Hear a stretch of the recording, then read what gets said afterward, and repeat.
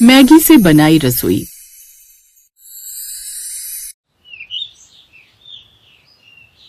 ये क्या बना रही हो बहू? माँ जी मैगी बना रही हूँ, बस 2 मिनट में बन जाएगी। बस हाथों से मेहनत करनी ही नहीं, न सब्जी काटनी है न मसाला भुनना है, ये मैगी बनाकर छुट्टी करती हो। हम नहीं खा सकते बहू ये रोज रोज मैगी। माँ जी इसमें बुराई ही क्या है? मैगी इतनी तो स्वाद लगती है, पता नहीं आपको मैगी क्यों नहीं पसंद आती। कोई जबरदस्ती थोड़े है बहू की जो चीज तुम्हें खानी पसंद हो वो मुझे भी पसंद आए। अब कान खोलकर सुन लो, आज से ये मैगी तुम अपने लिए ही बनाया करो। हमारे लिए तुमसे रोटी सब्जी नहीं बनती तो मैं खुद बना लिया करूंगी। ठीक है, जैसी आपकी मर्जी। बताओ, ये कलयुग है, बहू के होते हुए भी बूढ़ी सास रोटी बनाए। अब यही दिन देखने रह गए थे। कमला आलस में रहकर खाना बनाने से कतराती थी। अब वो अपने लिए मैगी बनाती और सास सबके लिए रोटी सब्जी बनाती। कमला, क्यों सारा दिन मैगी बनाती रहती हो तुम? रोटी सब्जी बना लिया करो ताकि मन को भी परेशानी ना हो। मुझे मैगी खाना पसंद है। मैं शादी से पहले भी मैगी खाती थी, मुझे रोटी सब्जी कभी पसंद ही नहीं आई, इसलिए मैं यहाँ भी मैगी बनाकर खा लेती हूँ। अब आप सब मैगी नहीं खाते तो इसमें तो मेरी कोई गलती नहीं है ना, और मुझे खाना बनाना अच्छा भी नहीं लगता। आप सबने मैगी खानी है तो मैं बना दूंगी, पर रोटी सब्जी बनाने के लिए मुझे मत कहा करो, मैं नहीं बनाऊंगी। कमला ने रोटी सब्जी बनाने के लिए घर में साफ मना कर दिया। जानकी, कोई बात नहीं, कभी कभी रोटी बना लिया करो, वरना बहू मैगी बनाती है तो हम वही खा लिया करेंगे। जानकी चुप रही, वो कुछ नहीं बोली। एक दिन कमला बाजार से लौट रही थी। उसने देखा एक औरत कबाड़ी वाले को मसाले और दूध के काफी सारे पैकेट बेच रही है। बदले में उस कबाड़ी वाले ने औरत को पैसे दिए। ये देखकर कमला चौंक गई, फिर कुछ सोचकर बोली, भैया कोई से भी पैकेट खरीद लेते हो क्या? हाँ, पैकेट होने चाहिए, मैं सब खरीद लेता हूँ। ये कबाड़ी वाला तो सारे पैकेट खरीद लेता है। अगर मैं इसे मैगी के पैकेट बेच दूं तो मेरी तो कमाई भी हो जाएगी और माँ जी के सामने मेरी इज्जत भी बढ़ जाएगी। भैया मैगी के खाली पैकेट भी खरीद लोगे? हाँ बहन जी, मैं सारा कबाड़ खरीद लेता हूँ, पर पैकेट गीले और खराब नहीं होने चाहिए। तो ठीक है भैया, मैं तुम्हें अपना घर बता देती हूँ, तुम 1-2 महीने बाद मेरे से पूछते हुए निकल जाना। कमला के चेहरे पर एक अलग खुशी थी।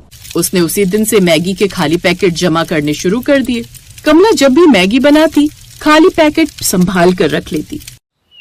एक दिन रसोई की सफाई करते हुए सास जानकी ने जमीन पर बिखरे पैकेट देख लिए।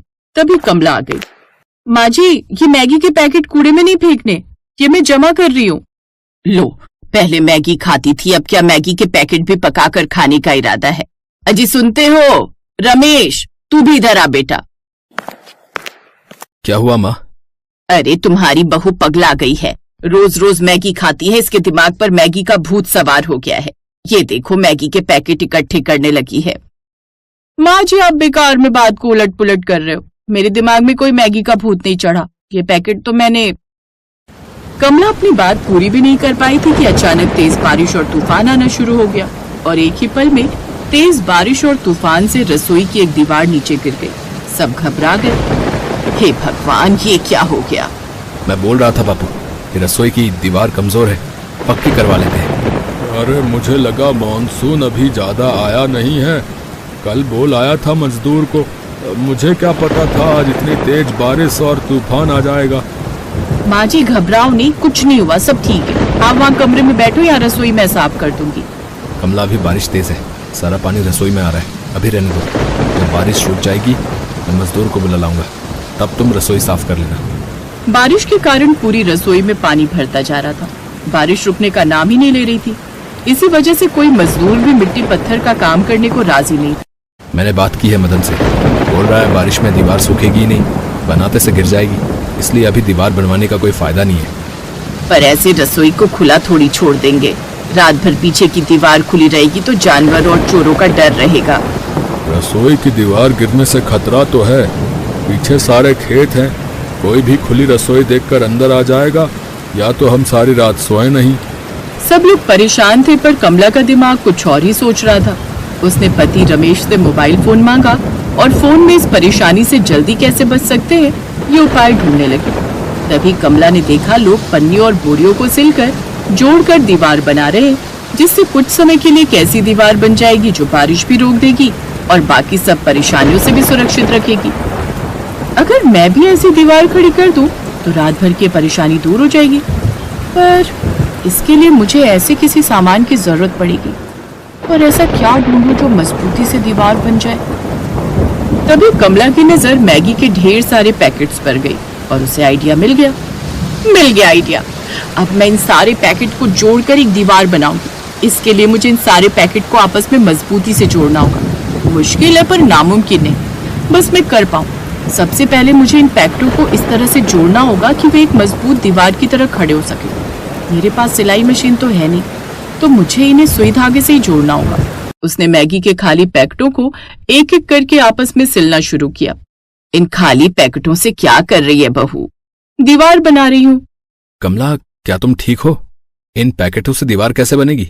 मतलब पहले रसोई में मैगी खाई जाती थी, आज रसोई मैगी से बनाई जाएगी भाई।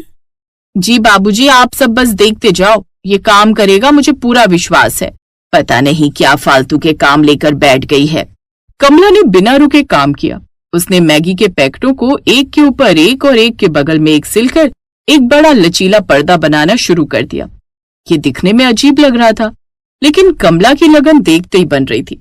कुछ ही घंटों में उसने एक ऐसा पैनल तैयार कर लिया जो रसोई की टूटी हुई दीवार के हिस्से को ढक सकता था। हालांकि वो पूरी तरह से मजबूत ईंट की दीवार जितनी नहीं थी, लेकिन ये बारिश और हवा को रोकने के लिए पर्याप्त थी। अब बस इसे वहां लगाना है। रमेश और ससुर ने कमला की मदद की। उन्होंने मिलकर मैगी के पैकेटों से बने उस बड़े पर्दानुमा पैनल को रसोई की टूटी दीवार पर खड़ा कर दिया। मुझे विश्वास नहीं हो रहा, इन मैगी के खाली पैकेटों से तुमने सच में एक दीवार बना दी। मेरी बहू तो सच में समझदार निकली, मैं तो तुम्हें आलसी समझती थी। कमाल है कमला बहू, ये तो सच में काम कर गया। बारिश का पानी आना बंद हो गया है। हाँ कमला, तुमने तो कमाल कर दिया। मैंने कभी सोचा भी नहीं था कि ये खाली पैकेट इतने काम आ सकते हैं। तभी तो तुम्हारा फोन मांगा था। मैंने फोन में इस तरह की दीवार बनानी सीख ली थी और मेरे मैगी के पैकेट काम आ गए। पर बहू, बात बीच में अधूरी रह गई। तुमने ये मैगी के पैकेट इकट्ठे क्यों किए थे?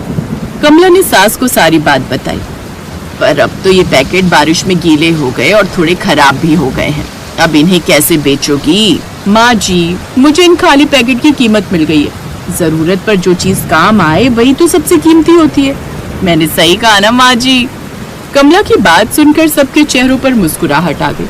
कमला की सास समझ गई कि कमला सिर्फ नाम की आलसी थी, वैसे वो बहुत समझदार और मेहनती थी।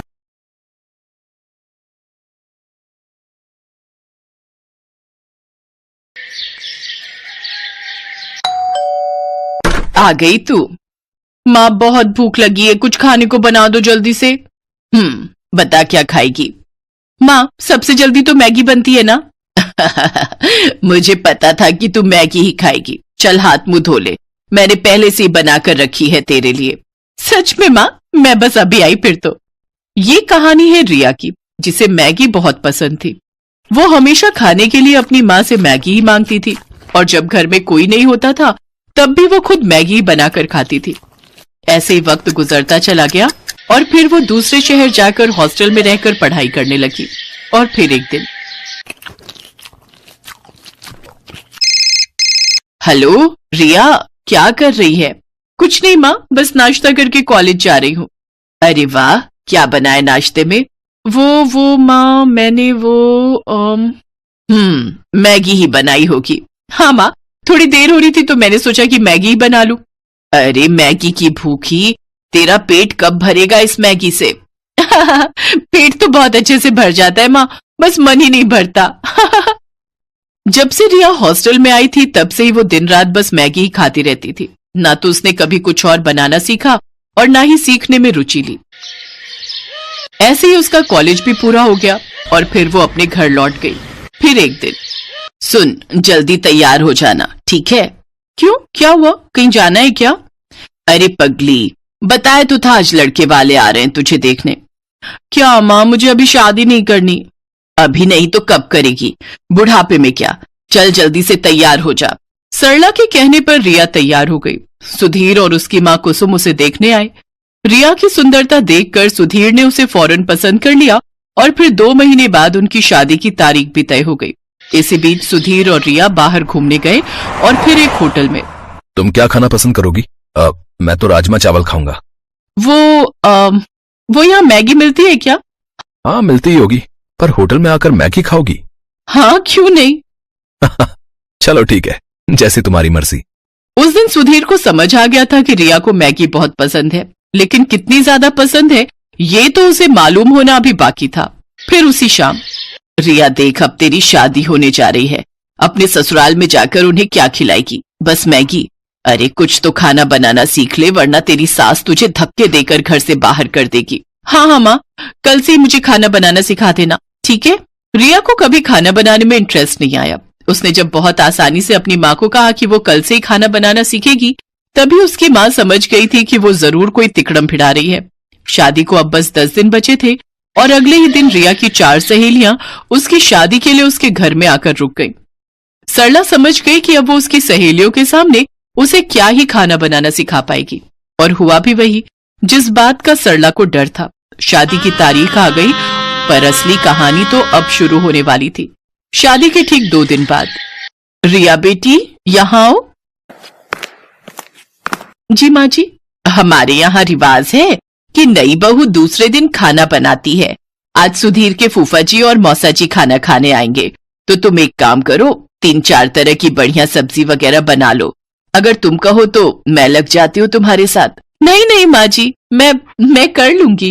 रिया ने उस वक्त तो अपनी सास को हाँ बोल दिया, लेकिन अब उसकी हालत खराब हो रही थी, क्योंकि बचपन से उसने मैगी के अलावा कुछ और बनाना सीखा ही नहीं था। वो किचन में गई और झट से अपना फोन खोला और अलग अलग रेसिपीज खोलने लगी। उसने तय किया कि वो फोन से देखकर 3-4 तरह की डिश बना लेगी। उसने खाना बनाना शुरू किया, लेकिन कुछ ही देर में उसके पसीने छूट गए। चावल जल चुके थे, मटर पनीर में मटर तो थे पर पनीर पूरा घुल चुका था।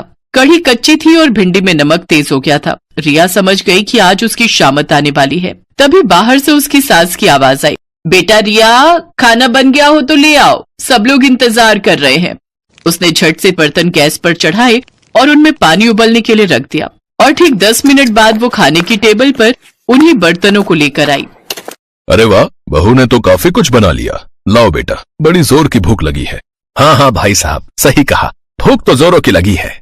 जैसे ही मौसा जी ने पहला बर्तन खोला, वो चौंक गए, क्योंकि उसमें मैगी थी। है, बहू ने तो मैगी बनाई है? दूसरा बर्तन खोलिए भाई साहब, उसमें होगा कुछ। मौसा जी ने जब दूसरा बर्तन खोला तो उसमें भी मैगी ही थी। इसमें भी मैगी है? जी, ये वाली वेज मैगी है मौसा जी। अच्छा, और बाकी बर्तनों में कौन सी मैगी है बहू रानी? जी, वो तीसरे वाले बर्तन में मसाला मैगी और उस वाले में अंडा मैगी है। खाकर देखिए, बहुत बढ़िया बनाई है मैंने। रिया की बात सुनकर उसकी सास कुसुम ने अपना माथा पीट लिया, और उधर सुधीर के फूफा जी और मौसा जी एक दूसरे का मुंह ताकने लगे। लेकिन रिया ने इस घटना के बाद भी खाना बनाना नहीं सीखा। उसकी सास कुसुम ही सबके लिए खाना बनाती थी। फिर एक दिन कुसुम खाना बनाते हुए अचानक किचन में बेहोश हो गई और फिर अस्पताल में।